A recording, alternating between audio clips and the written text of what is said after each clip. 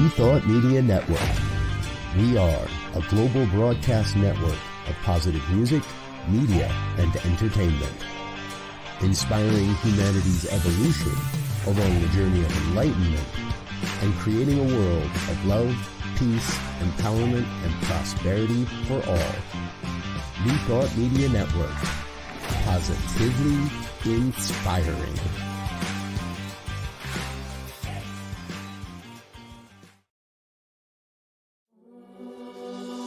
Free my mind, open my heart with the whispers of truth. To live a conscious life, to live a conscious life on the growing edge. On the growing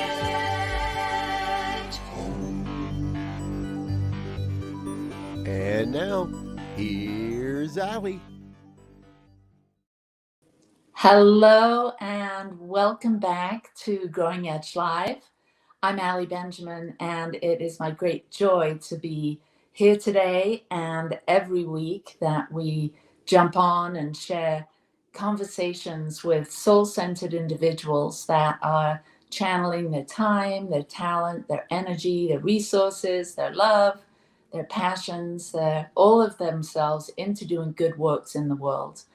And today we have another beautiful guest, John Harold Moore, who you'll be meeting in just a little bit. And he's another beautiful soul friend that I'm so happy to bring back by popular demand. And so you'll get to meet John in a while. Growing Edge Live is sponsored by the thesatyacenter. And we're all about inspiring minds, healing hearts, transforming lives, and evolving consciousness. So every show at the beginning, we start with the segment, Ask Allie. And today I have a question from Jen. Jen says, I've been stuck in my grief. I lost a close family member several months ago and continue to be consumed by my sadness, regrets, and heavy memories. Will this ever end? Oh, Jen, I'm so sorry. I know that losing someone, a friend, a family member, someone close, can be so difficult. We've all lost friends, family members, etc. We've lost roles that we used to play. We've lost all manner of things over the course of our lifetime.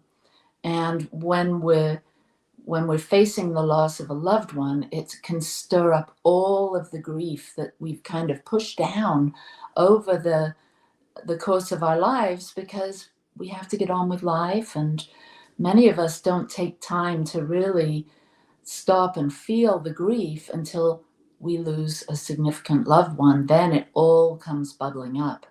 I know this. We've lost close family members, and what I can tell you from personal experience is that we don't get over grief. We move forward with it. It is always there under the surface. Sometimes we don't feel it as much as other times, but a loss that deep stays with us. And grief really is a sign that we loved, that we had a deep connection, that someone meant something really special, and someone that is no longer with us tends to stir up that feeling of there's something missing. And so we can get consumed, especially if we didn't end our relationship or end our time together on a note where it was high. I know many of my clients have shared with me they had got into an argument, or they hadn't shared something important that they wanted to share with their loved one before they left. And this can really complicate the grieving process. And so, Jen, I really encourage you to be gentle with yourself. Take time. Maybe that you can find a grief specialist or therapist that can support you in navigating these choppy waters, this spiral of grief. We've all heard of the Kubler-Ross stages that are assigned to grief, and to being in that process of end of life. And we can experience all manner of feelings and emotions: denial, sadness,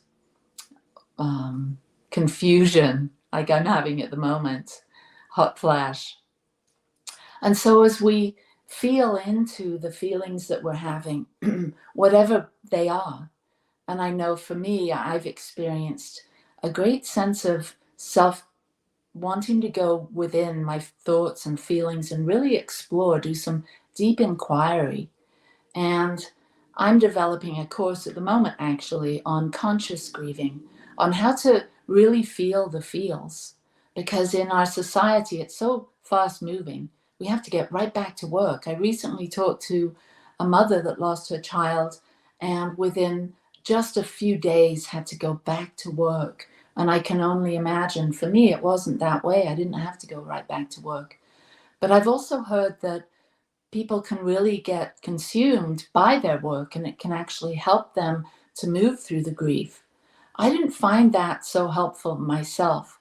I found that my sort of addiction to staying busy and working actually delayed my grief. And so I lost my son. It's going to be 6 years this July. And I've been doing a lot of work with my therapist, doing some of the things that I'm going to be sharing in just a second with you, and also some hypnotherapy. It's been very helpful to actually slow down and really go inside and feel my feelings. And I've noticed that feelings that are stuffed inside that we don't address can actually start to become physical discomfort.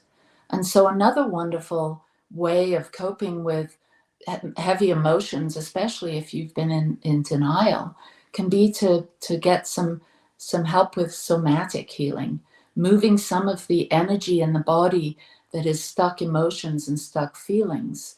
So I do this through movement, through yoga, stretching, through dance. And this helps me to really feel my feelings and stay with them whilst I'm moving. And that seems to be very, very helpful. And so as you start to give yourself time, you bring people into your life that can support you in the grieving process. And you really dive in and you ask yourself, what is this for me? What is this heavy emotion? What is this feeling? And you start to allow it to have a voice. And maybe you journal and you listen and you write and you listen and you start to feel those feelings that maybe you haven't allowed to come up. And in this way, you can bring some light of day to it. Because what stays in the dark has a tendency to drag us down and give us heaviness. But when we can allow the light of love and inquiry to come in, it seems to, almost like a spring breeze, it can just change up the air, change up the energy. And so, Jen, again, take time to be gentle with yourself. Allow yourself to reach out for help and support. There's amazing grief counselors. There's a lot of books on loss and trauma and grief that are out there that can support you. And be gentle as you allow the energy inside you to be moved through, to allow that light to come in and maybe dissipate some of that stuck energy that once released can bring you back into moments of joy. And so grief really is a both and. It can be very heavy, it can be very distracting, it can be very painful. But if you do some conscious grieving, and if you really get the support you need, you can find that there's some joy in those moments, remembering all the good times, moving through the regrets, speaking them out loud to someone that you feel safe with, and doing forgiveness work. I know for me, that was a big layer. I had a lot of things that I regretted with my son and things that I held, I took the blame or held guilt around, and doing some forgiveness work. And I think my friend John and I will be talking about forgiveness today. Doing forgiveness work and allowing forgiveness in to work its miracles is a tremendous way of allowing that light and that joy to come back in, because you're worth it. You have a lot to continue on and bring into your world. And this loved one that meant so much to you, maybe you can bring some of the things that you valued from their friendship or your relationship with them. Maybe you can bring those qualities into your life and into your relationships and into the way you move and express yourself. You can be sort of a living legacy of your loved one. So, Jen, I hope this has helped. I'll keep you in my prayers. And if anyone has a question that you'd like us to address here on Growing Edge Live, please send them to growingedgelive@gmail.com. Thanks so much. And thanks, Jen. You're in my prayers. Okay, so now we're moving on to my very, very, very, very favorite person to talk to as far as having a conversation. John Harold Moore is my BSS. There he is. And BSS stands for Beloved Soul Sibling. We kind of created that little title for us. I'm going to read your bio. You sent me a short bio, and I never do that, so I'm doing that. So here we go. John Harold Moore is a spiritual coach, a writer, a speaker, and a student and teacher of A Course in Miracles. He is also a pioneer in the practice of family constellations, a revolutionary modality that reveals and heals hidden generational patterns that keep you from the happy, healthy, prosperous life you were meant to live. John graduated from the Family Constellations Institute of Miami in 2013 and has been speaking and facilitating workshops online and all over the US ever since. And it says to go to your website to find out more about that. And you can go to his website at johnharoldmoore.com. Oh, that was a mouthful. But how I know you is we've just had such a journey together over the last, how many years has it been? Oh my gosh, I met you, or we met each other at the 2014 Big Sky Retreat. So we're coming up on 10 years. 10 years. Yeah. Wow. And Yeah. the BSS feels so true, because you are more than just a friend. You feel like a soul sibling. Like we've known each other for lifetimes. And I love that we can laugh and go really deep and be sad and cry and experience grief together and healing. And then the next minute we can be laughing about something ridiculous. So thank you for inviting me back for some more deep conversations and ridiculousness, both. Exactly. Well, I'm so happy that you are back, and I'm looking forward to introducing you and allowing our guests to get to know you like I do. So where did it all start? How did you get to be who you are today? Tell us a little brief synopsis of your spiritual journey. Well, I think I would say that my relationship and my soul contract with my mom was where it started. Well, my whole family, actually, because my father passed away when I was 7, and that obviously caused ripples through the whole family. And, I really related to the question you just answered about grief and how grief impacted my whole family from such an event like that, because he was 45 when he passed. And so there was that I guess that event in my family shaped everything. And that's my mom turned to alcohol to numb some of her pain. But it was also, as you were speaking about in your answer, that it's the accumulation of grief, because my mom had lost her father before she was born. She lost her firstborn child. He was born very prematurely, and then her husband. So that's a lot of loss in one person's life. And when I see it in all together, I understand why she just didn't have some of the tools that you were offering to move through her grief. And so she did shut down a lot and isolated herself. And so that really shaped me, because all I wanted was for my mom to not be so sad. I wanted her to be able to be happy again. But also, as a little one, if she was locked in her bedroom crying and drinking, then dinner wasn't happening, or there were some things. My older siblings, most of them were out of the house when by the time her drinking got so bad. So I think that combination, and yet, even though that was challenging, I never doubted for a moment that my mom loved me, and that I kind of, now we're getting into family constellations, the work I do, in a way that space was created, the vacancy, when my dad departed, and I moved into that space in a way to become so much of what my mom's energy and attention focused on.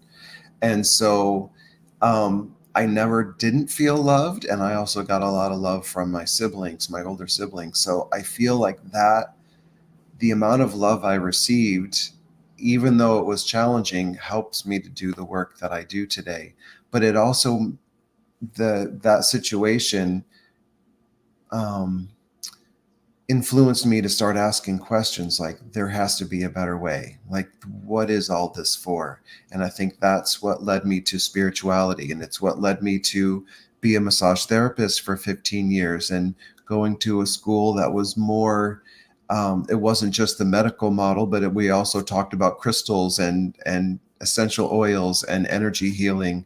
And then I found the Unity Church, the Unity movement, and that started to shift things. And then I was introduced to A Course in Miracles, and then I was introduced to family constellations, and one thing built on the next. But I feel like it sounds strange to say that, but I'm grateful for all those challenges in my childhood, because it brought me to where I am, to be asking these deeper questions. Yeah, you've had an amazing journey, and I've witnessed how many people you've touched through the work that you do. And I'm wondering, where did that inspiration to sort of have a ministry of sorts, to want to help people, to connect in a way that you could possibly help them with healing whatever it is that's heavy? Because that seems to be a theme with you as a Course in Miracles teacher and facilitator of family constellations. There's this desire to support people where they are. Yeah. Well, it might be something I've inherited from my mom, because she loved people.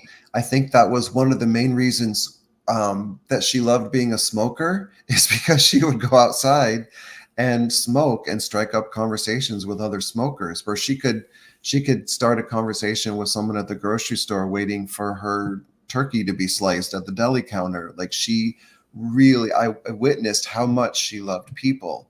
And I know it was because of people that I got through some really hard times. So if I can be that for someone else, to be someone who is going to listen to a story without any judgment, like, we've all been through some tough things, and to something about whatever I've experienced has brought me to a place. And especially, one of my favorite quotes from A Course in Miracles is, wisdom is not right judgment, it's no judgment.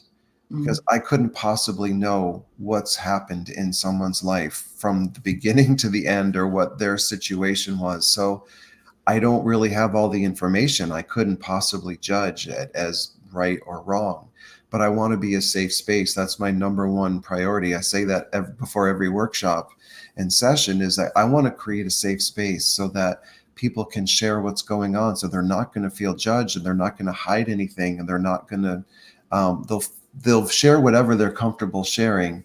And I don't take it lightly when someone tells me, I've never shared this with anyone before, and they tell me something that has been weighing on them, that they've been feeling guilty about or carrying shame around. And then we can look at it once, as you were saying, once it's out of the darkness, we can look at it and work with it and shine some light on it. But if it stays hidden in the darkness, we can't really work on it. It shows up in all these ways that we're not even conscious of most of the time.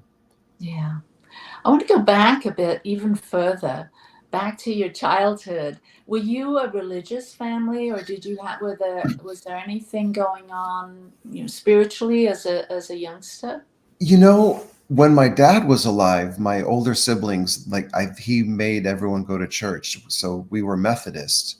But once my dad died and my mom's drinking started, I was always so happy when she was drunk on a Sunday, then I wouldn't have to go to Sunday school because it wasn't for me. So, and I was someone who had this thought that there couldn't possibly be a God, because how could a loving God let all these horrible things happen? Like, how could my dad die and my grandmother die and my dog die and my mom is an alcoholic? Like, that doesn't make any sense. So I completely rejected the idea that there was some supreme being controlling things or, in charge. So no one could be more surprised than I am that I'm talking about Jesus or God or Holy Spirit, because that was not something I grew up with. In fact, I kind of poo-pooed it and said, no, that people that go to church just haven't found science. They haven't found something else that explains it. And now I understand from, the things that I've experienced that it doesn't have to be one or the other. You can have both. And science and spirituality are converging now in a way that they haven't with quantum physics. And so I think it's a very exciting time to be both someone interested in science and spirituality, because they're kind of saying the same thing. Mm-hmm. So I know that you've mentioned unity and you've mentioned A Course in Miracles. And so how does, your more science-sided sensibility, how did that sort of meet up with A Course? Which came first, Unity or A Course in Miracles? Unity came first. I Okay. had a very devastating year-long relationship in Miami Beach that just shattered me.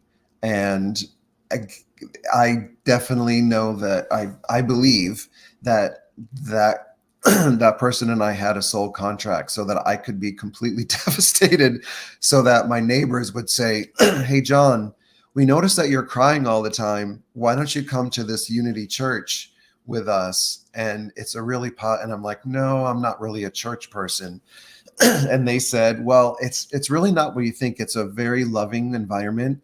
There are a lot of members of the LGBTQ community that attend, so it's very welcoming and inclusive. The music is amazing, and it's just a big love fest. And this is Unity on the Bay in Miami. And I think I was so low that I said, okay, I can go. I'll go with you. And the message about love, like, you are loved no matter who you are or what you've done, and everyone is welcome here, and there isn't a God that's up in the sky judging you. There's just a God that loves you. And that was what I was waiting to hear. And so it felt like it was definitely a cosmic nudge to get me to go there, because it was not something that I would have done otherwise. So I'm so grateful to those neighbors that got tired of seeing me cry all the time, and to that relationship, because if it weren't for him, I may not have found Unity Church. So I do have gratitude. As hard as that was, I do have a lot of gratitude for him. And so when did A Course in Miracles come into your awareness? It's so fun because it's all kind of interwoven together. So at the same time I started going to Unity on the Bay, I started going to massage school to be a massage therapist. And those two things, both in 2002, my life started to turn around. I started to believe that there was another way to do things, that there was more than just what the five senses brought to me. And so one of my classmates that I really connected with, after we graduated, she told me about this book called Disappearance of the Universe. And she was really insistent that I read it. And I'm like, okay, I'll get to it. I was newly on the spiritual path, very excited. I had a stack of books like this that had been recommended, Deepak Chopra, Eckhart Tolle, all. And so I said, okay, I'll get to it. And then it turns out that the author of Disappearance of the Universe, Gary Renard, was coming to Unity on the Bay to do a presentation. And she's like, John, you've got to go see him. So she gifted me her set of CDs because she had the book on CD.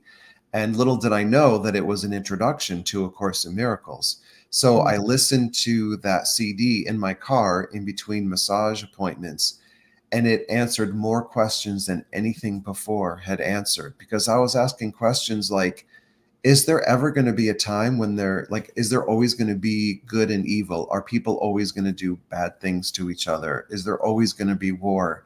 And the idea of oneness hadn't really been presented in a way that I understood it. So A Course in Miracles, that's what it's all about, is that this idea of duality and separation, we're experiencing it, but it's a false experience. What is true is the oneness of love, of how we're all connected. So the whole massage school and Unity, it kind of all wove together. So I found that was in 2006 that she gave me her copy of Disappearance of the Universe. And then I went to see Gary, I think in the beginning of 2007, and I was off to the races.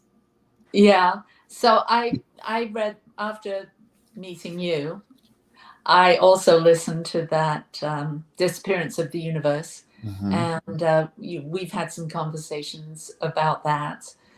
So what is it like? What was it in that book that sort of really stuck with you? I think it was the idea that, because if you look just at this world as an observer, it's a crazy place and it doesn't make any sense. Like, why are people still hurting each other, or why do bad things happen to good people? And the teachings of the Course and the conversations that were had in this book were so direct and consistent. And it was talking about how we're just having this terrible dream. Like, when we're basing our experience on fear, then we're going to experience fear. But if we're coming from love, then we're going to experience love. And it really broke everything down as either an expression of love or a call for love. And the appropriate response is always love. So even if someone is acting in a way that is harmful, not that you run up and give that person a hug, although I guess you could, we can do it from a distance, but we can extend love instead of more hate and more like, it's like pouring gasoline on a fire. That's never going to make. Getting angry and judging things is never going to bring peace. But pouring water on a fire, pouring love on someone who has forgotten the truth, is actually what's going to be the solution, is actually going to calm things down. So there was no contradictions in it like I had found in other teachings. So that's why it really spoke to me. Mm-hmm. Yeah, it seems like there's a central theme of forgiveness within the Course. It seems to, as people get into it and start doing the lessons and living it, so to speak, there's all these things that come up that once you sort of put it under that the idea, overlay the idea that it's all illusory. It's just something that you're maybe making up. Yeah. There's opportunities for forgiving the self, forgiving others. And so was that something that like landed right away, and something that the Course inspired you to? It did, because it made sense. Like the journey I spoke of with my mom, I really do believe we signed up for this class on unconditional love. And so before she died, she wasn't conscious the last few days of her life, but I felt this gratitude for all of it. And one of the things that helped me was a tool, which, again, going back to this topic of grieving, this music set. It's called Graceful Passages, A Companion to Death and Dying. And a dear friend had gifted me that CD before my mom died and said, I think this might help you. And boy, was she right. So I listened to that CD with my mom in her room.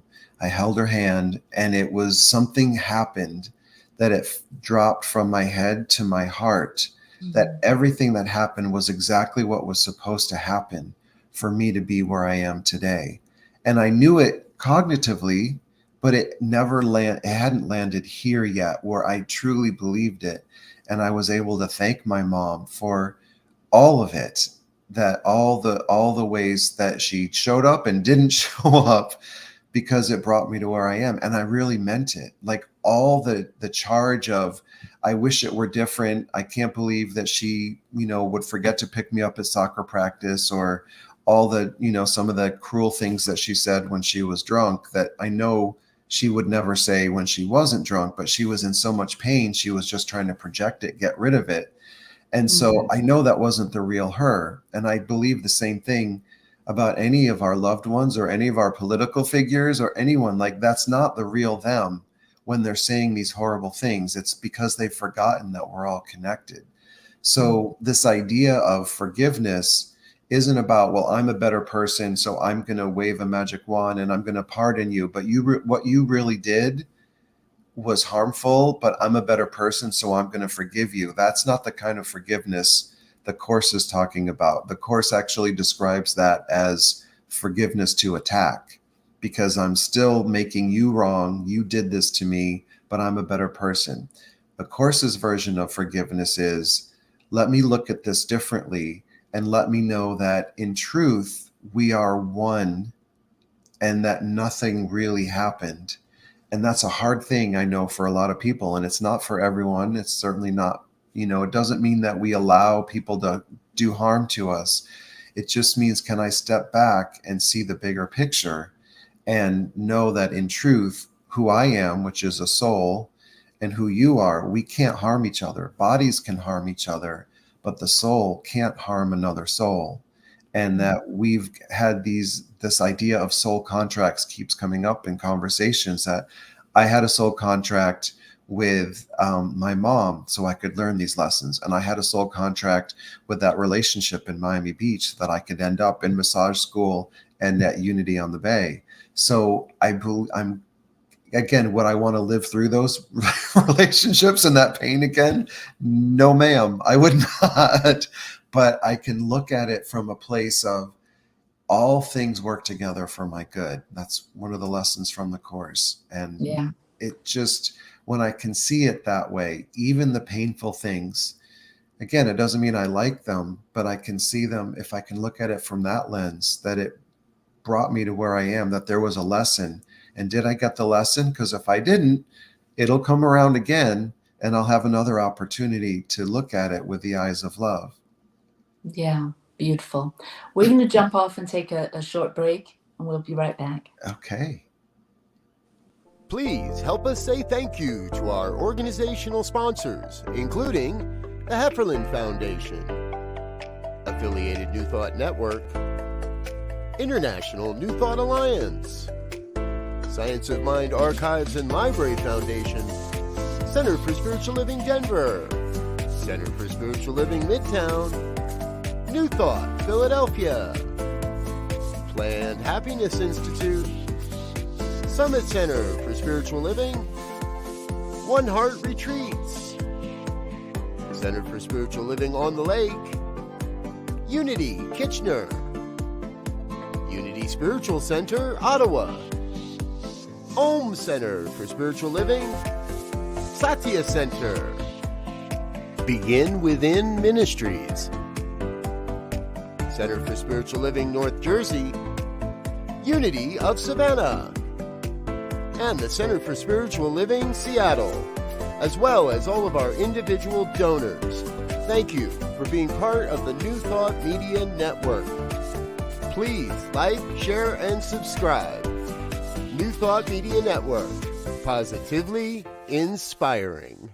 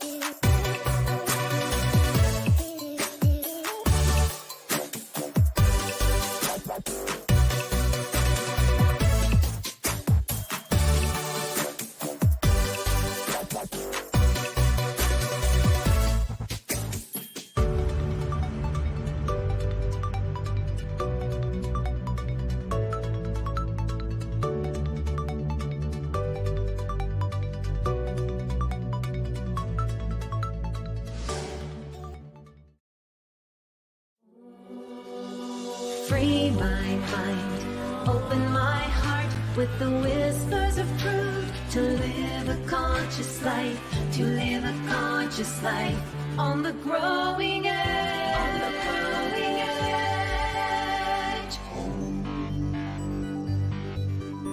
edge. And now, here's Allie. We're back. I love hearing you share about what you've learned from, the forgiveness and the lessons, and you make it sound so easy. Yeah, But not always easy. There's a great line about the courses as it's simple, but it's not always easy.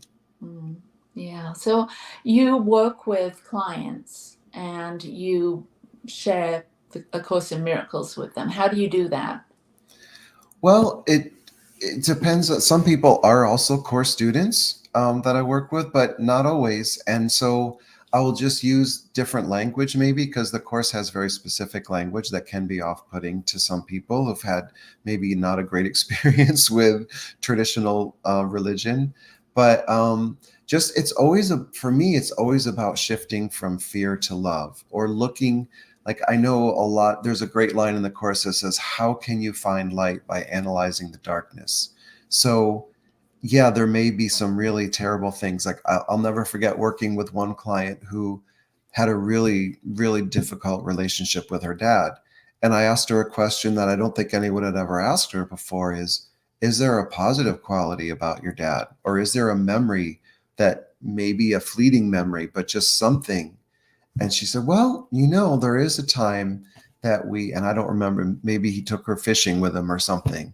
And I said, well, what if we stuck with that memory? It's not like the other stuff didn't happen, but when you focus on all the terrible stuff, how does it make you feel? And how does it make you feel when you think about this one memory? And let's continue to focus on that one. And then maybe another one will come. Maybe another one won't come. But I firmly believe that version of your dad that did spend time with you, that is the version, that is the real version, that is the true version.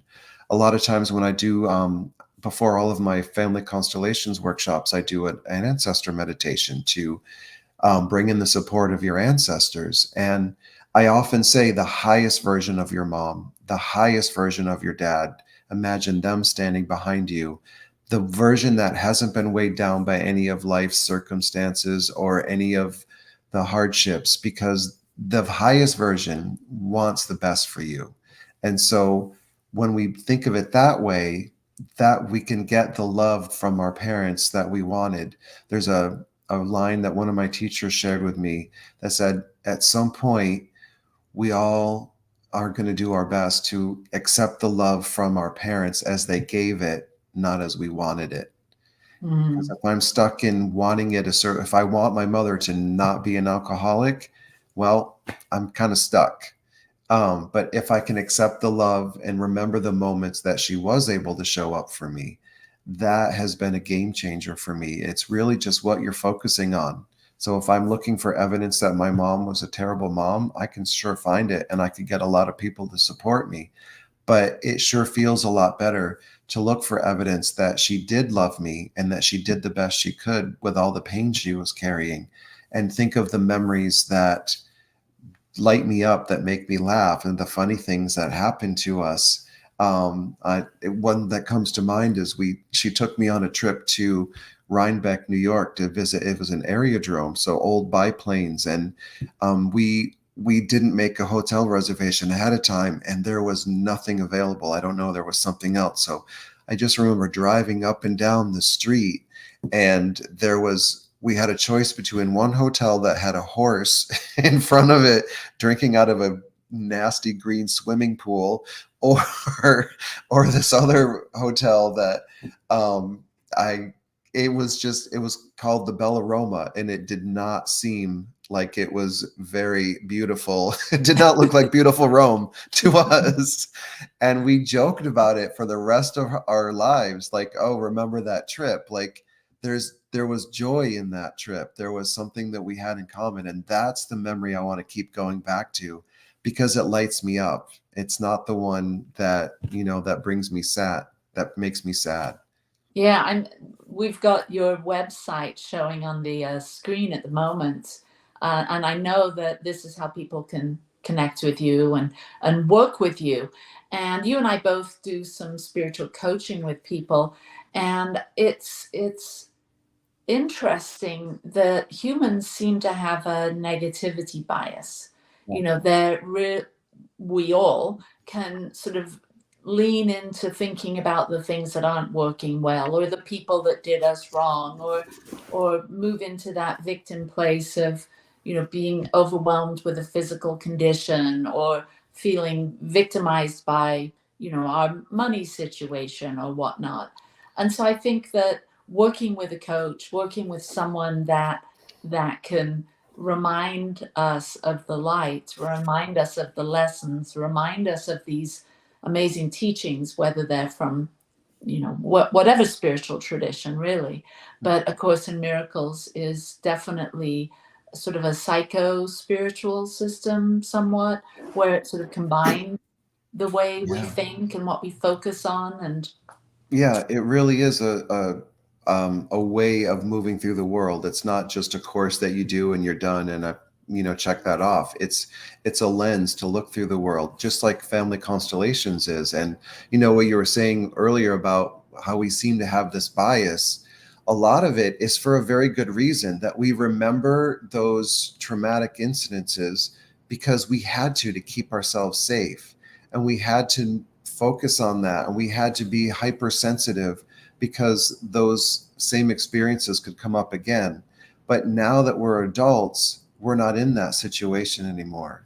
We have created a new experience for ourselves, but that little child is still running the show and looking for the places where someone is going to betray us, someone is not going to show up for us, or somebody is going to harm us. But so it's okay. It's not like, oh, just stop doing that. Like, when we realize, oh, that was then, this is now, I don't have to be hypersensitive for somebody not following through with what they say they're going to do, because I can create a different relationship, a different dynamic. So we remember what keeps us safe. And then once we shine the light on it, then we can do it differently. Now, you mentioned family constellations, and that's another modality.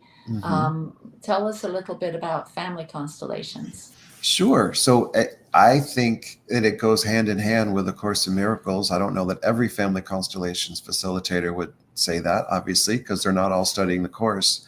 But it's all about looking at things through another lens. It's looking at a broader picture of what's happening. So it's a healing modality that helps you see, heal and reveal the connections that we have with our ancestors, something that we might be carrying that we didn't even realize, that something that happened to our great grandmother might have gotten passed down to us, just like physical characteristics like hair color and eye color, or a good sense of business or musical talent or artistic talent.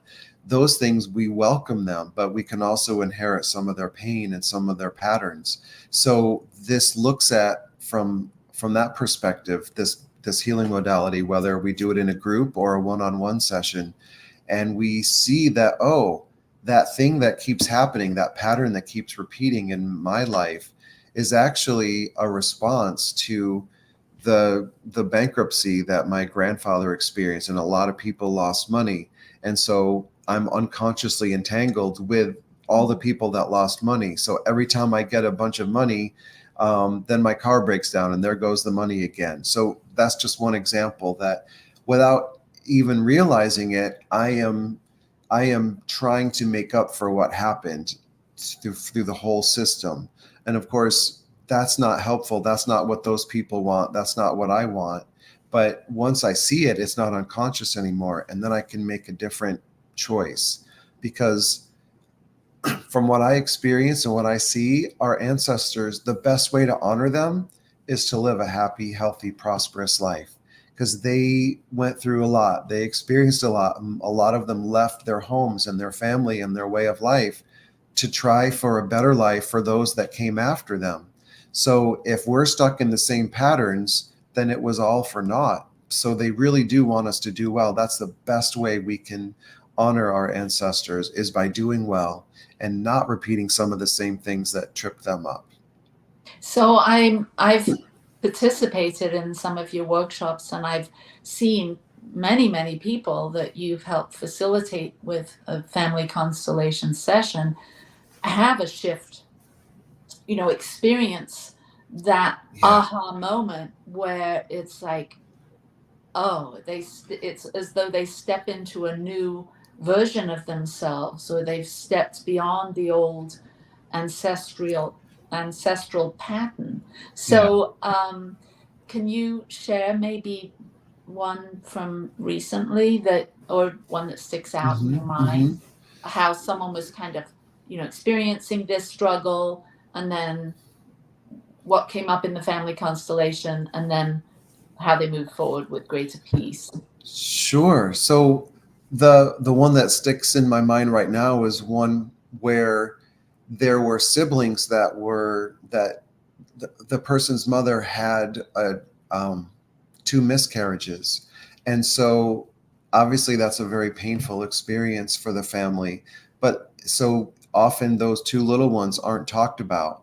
But that person is from a family of 6 people. Well, in my case, I can use my own family as an example, because my oldest brother only lived a few days. So I'm actually the youngest of 6, not the youngest of 5. And so that just feels better when I give my older brother William his place. Like, he belongs. He has a place in the family. Not that, we have to talk about him every single day, but one of the things that I've done to honor him is I have a family portrait of like one of those Olin Mills pictures from the 70s when my dad was still alive, and all 5 of us are there with my parents. And then I've hung a little angel ornament to represent my brother William. So he has a place. So I wouldn't tell every single person that comes into my apartment, oh, by the way, that's my brother William. But if they ask about it, I will share who that is or why I have that hanging there. And it's a way, like, once everyone has their place, it's like, oh, I can relax now. I can breathe better. And one I just did recently in a workshop where I brought all the siblings in. I brought a representative for each of the siblings, whether they lived to a ripe old age or they never were born. And it was like giving everyone their place and having the parents tell everyone, this is your older brother, this is your younger sister, this is your sibling. You are the firstborn, you are the second child, you are the third child. It's like, oh, because what happens is when there is a miscarriage or when someone isn't born, the other siblings tend to try to fill that space. And because there's a vacancy there. And by giving those siblings their right place, everyone can just be that. They have permission to just be in their own space. They don't have to try to be in anyone else's space. So it's very empowering to, once everyone has their place, that it's like this wave of peace washes through the whole family, because now everyone is recognized, and now there doesn't have to be any of those characteristics that are, oh my gosh, I feel like I'm so overwhelmed all the time. Great. What do you sense these days? The title of this show is Growing Edge. And so, what do you sense that's sort of on the edge for people? Like, what kind of issues do you see people showing up with in your workshops, in your coaching? Is there sort of a theme these days? It's 2024. What, Mhm. who's struggling with what? It seems like anxiety and depression are up for a lot of people. Um, that there's this sense that I've got to do something, I've got to fix something, or something is wrong with me, or I'm broken. And it's a valid feeling. Like, people, I'm not saying that people shouldn't feel that, but when everyone has their place, when whoever was forgotten, it does relieve that anxiety, or that whatever happened. That's one of the main tenets of family constellations, is acknowledging what happened. So let's acknowledge that this little one wasn't born, or let's acknowledge that someone married someone in a different faith tradition, or let's acknowledge that someone died in a war. And once everyone is given their place, it does seem to relieve a lot of the anxiety, because no one is trying to be in two spaces, or no one is trying to, there's nothing to fix. I think that is one of the biggest lessons I've learned from doing A Course in Miracles and family constellations, is that, like, there was nothing to fix with my mom. I tried to fix her for my whole life. And what if there was nothing to fix? What if it was what was supposed to happen for our greatest good? And as soon as I stopped trying to change her and she stopped trying to change me, we can show up as our full selves. And today I listened to a really interesting podcast about a woman who is diagnosed as a sociopath, and she's written a book about sociopathy and how there are so many misconceptions about it. But the thing that made her want to act out was feeling like, well, I'm not feeling the same emotions that other people are feeling. Mhm. And that was actually the thing that was causing her to act out. It wasn't because she felt like she was doing something wrong, just because she was acting differently than other people expected her to act. And so she's found a way to manage that and just be okay that she feels things differently than other people feel. And what the interviewers were saying was, wow, that's actually a universal experience. Everyone, if I feel like I should act a certain way, or I should be upset about that, or I shouldn't be upset about that. But if we allow ourselves to just be who we are and follow our heart and make choices that feel inspired and not out of obligation or desperation, then it relieves all that tension. But when I'm trying to be someone I'm not, or when I'm trying to act in a certain way. But I just found it very profound that this woman was so courageous to speak out after having that, diagnosis, and sharing about her experience moving through life, and how it's a different set of circumstances, but it's really what we're all doing. We want to be able to express ourselves as we feel authentic. And when we don't, that's when we get depressed, or that's when depression sets in, or that's when anxiety sets in. Mhm. So if someone's showing up as a client for you, and they're experiencing anxiety or depression or what have you, you will lead them through a family constellation. Is that what happens? That's one of the tools. Yeah. Because I wish I had known about family constellations earlier, because a lot of the sadness I was experiencing and the depression was actually what I was carrying from my mom. I thought it was mine because I was the one feeling it, but it was actually me trying to unconsciously take some of that from her, because I thought it would make it better. But all that really did was keep the chain of pain going. So in a session, we will actually, sometimes I have the client take a pillow and imagine all the times that they felt anxious, all the times that they were scared, or that they felt unsafe, or all the times that they felt sad, or all the sadness, and let it all go into that pillow as much as they can put. And then I have them turn around and hand it back to their mom or their dad or both. And a lot of times they don't want to do it because they don't want to give that back to their parents, because they know they've been suffering. But every single time, without exception, in my 10 years of doing this work, the parent wants to take it. They don't want to see their child suffering. And they realize that unconsciously they've passed it on. So a lot of the things that we're carrying and that we're feeling may not be ours. And we see it a lot, especially in little ones. They take on a lot of their parents' anxiety about, this world. There's a lot of uncertainty, and they take it on. So when the child is allowed to give it back to their parents, and it doesn't stay there, then the parents give it back to their parents, and it goes back and back and back until it's a little speck, because each time it goes into 2, and then it's 2, and then it's 4 and 6 or 8, and then it's just a little grain of sand by the time it goes back to the ancestors way back there. And it's nothing for them to carry it. And I don't think it's anything for them to carry it if they're not in the physical form anymore. So we can give back what we've been carrying so we can be free of the pattern, and it stops with us. Beautiful. So I always end the show. I can't believe it's the end of the show already. I know, that time flew by. I always end with this question, and it's funny because I was making a little video to market this episode, and I found a picture of you. You and I were on the beach in Sarasota, and you're standing by a wall with graffiti on it. And it says, "What the world needs now, ... And so that's how I end the show. Is we know the song, "What the world needs now is love, sweet love." Mm-hmm. But from your perspective, with your finger on the pulse of many individuals that you work with, what does the world need now? Grace. Grace. That's the word that comes to me, is that to understand that no one has to do anything to be worthy of love, that all you need is love. It's true.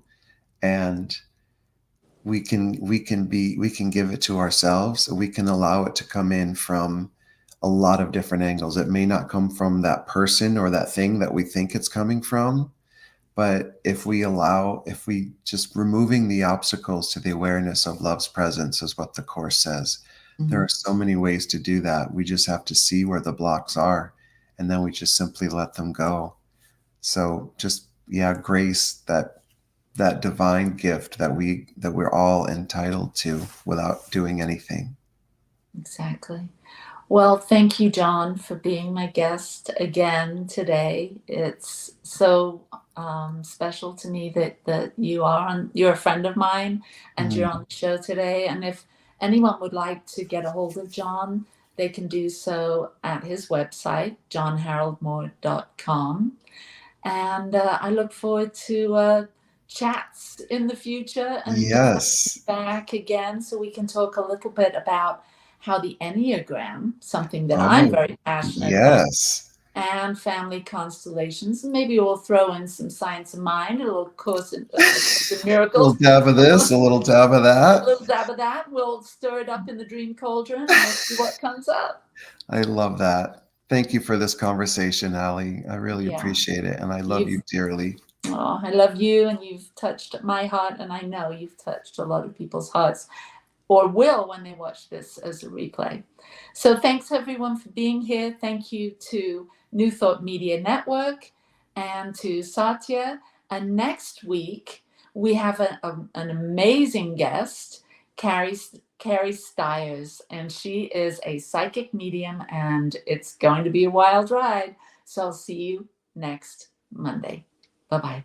Lots of love. Free my mind, open my heart with the whispers of truth. To live a conscious life, to live a conscious life on the growing edge.